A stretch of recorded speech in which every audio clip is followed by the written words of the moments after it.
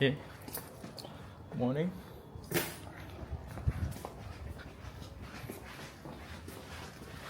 Cool.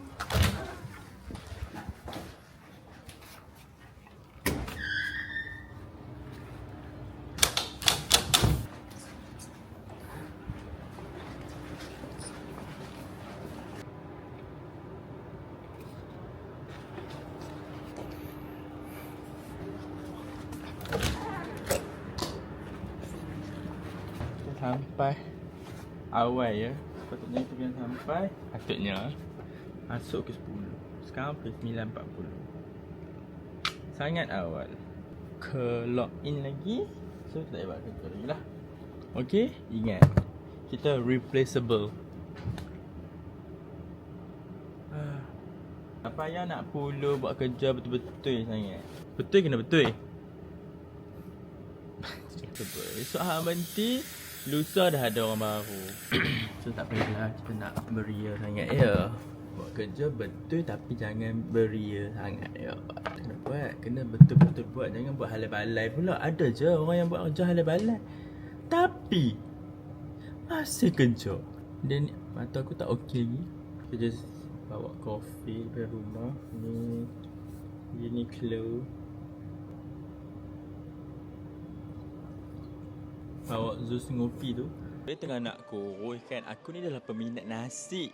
Aku tak pernah satu hari dalam seumur hidup aku ni tak makan nasi. Hari-hari aku makan nasi. Tapi sekarang tak boleh makan nasi. Aku macam diet lah kan. Aku suka yang goreng tau. 2 hari lepas aku dah makan salad je. Salad dengan telur. Makan salad, telur. Lepas tu makan kacang, makan telur, salad, kacang, telur. Macam tu je makan. So malam semalam migraine teruk gila. Susah ya nak kurus ya. Susah, sumpah susah. So aku memang selut gila orang yang boleh kurus but naturally lah. Yang boleh kurus naturally tu aku macam aku selut han. Tetapi yang betul lah bagi aku punya view ni banyak sikit. Aku nak potong perut je weh.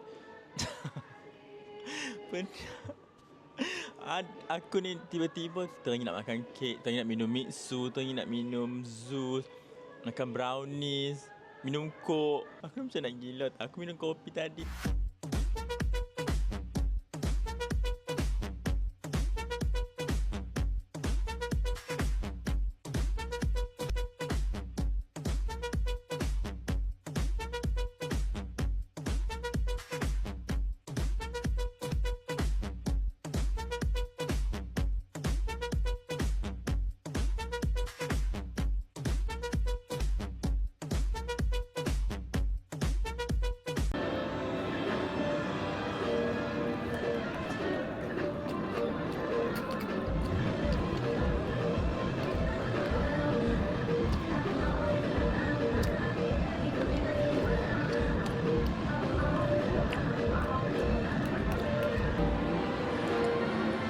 Itu je untuk hari ini. Thank you for watching.